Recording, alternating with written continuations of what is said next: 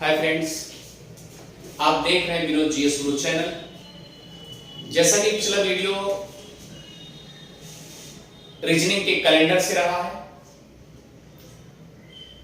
आज का जो वीडियो है वह सौरमंडल के सोलर सिस्टम के 5वें नंबर का जो ग्रह है जुपिटर, अर्थात सबसे बृहद यानी पूरे सौरमंडल में सबसे बड़ा ग्रह कौन सा है? जुपिटर है, बृहस्पति है। तो आज उसी के बारे में थोड़ा सा चर्चा करते हैं।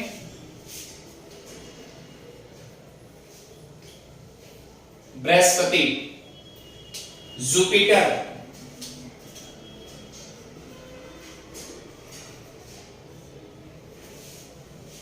सवाल ये नहीं, सवाल ये है कि पहले तो ये जानिए कि क्रम से 5वें नंबर पर, जैसा कि पहला कौन था? बुध था, उसके बाद कौन था? शुक्र था, उसके बाद पृथ्वी, उसके बाद मंगल, उसके बाद बृहस्पति। यानी 5वें नंबर पर, क्रम से 5वें नंबर पर बृहस्पति है। और याद रखना, सबसे बड़ा ग्रह भी है। सबसे बड़ा ग्रह कौन सा है? बृहस्पति। ठीक है, आगे चलते हैं। ये अपनी कक्षा में 9 घंटा यानी अपने एक्सिस पर 9 घंटा 55 मिनट लगाती है। और सवाल ये नहीं है जैसे भूमध्य रेखा जो ये क्या नाम है, बृहस्पति है, बृहस्पति का जो भूमध्य रेखी है वह अपनी किली पर 3 अंश पे झुका हुआ है, 3 डिग्री पर झुका हुआ है। यहां तक बात समझ आ रही है। अब दूसरी बात ये कि अगर 3 डिग्री पर अपने अक्ष पे झुका हुआ है तो इसका मतलब कुछ टाइम ज्यादा लेगा और सूर्य का चक्कर लगाने में, तो याद रखिएगा 11.86 वर्ष ये सूर्य का चक्कर लगाने में टाइम लगाता है। अब मान्यता के आधार पर 63 उपग्रह हैं और इसमें 63 में जो उपग्रह है, याद रखिएगा इसमें सबसे बड़ा उपग्रह गैनीमीड है। गैनीमीड है, जो कि गैनीमीड की तुलना बुध ग्रह से की जाती है।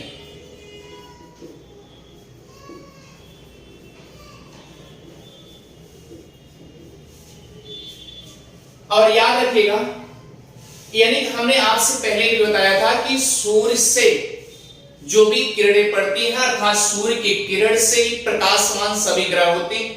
अच्छा, अगर सभी ग्रह सूर्य के प्रकाश से प्रकाशवान होते हैं तो ये क्या करता है, यानी अपने धरातल पर आने से पहले क्या कर देता है, ये कुछ किरणें को परावर्तन यानी पहुंचने से पहले क्या कर देता है, वहीं से रिफ्लेक्शन कर परावर्तन का काम कर देता है। और जब परावर्तन का काम कर देगा यानी धरातल पे पहुंचने से पहले, यानी कि यहां पर इस पे बृहस्पति ग्रह पे नहीं पहुंचा, उसके बाद उसकी सूर्य की किरण वहां से रिटर्न हो गया, तो याद रखिएगा 0.52, जिसे एल्बिडो नाम कहा जाता है, एल्बिडो। तो याद रखें, यानी इसका एल्बिडो जो है 0.52 है। और पृथ्वी का मैंने बताया था पृथ्वी की क्लास में। और याद रखिएगा बृहस्पति का एल्बिडो 0.52 एल्बिडो का काम करते हैं। और ध्यान दीजिए, इस पे हल्की गैस भी पाई जाती है, जैसे हाइड्रोजन, हीलियम,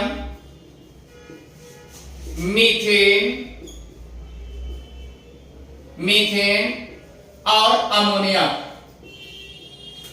इसका मतलब अगर ये गैस वाला है तो इसका मतलब इस बृहस्पति ग्रह क्या है, गैसी होगा, अच्छा गैसीय होगा, और ये अगर हल्की गैस है तो इसका मतलब इसका भार भी कम होगा।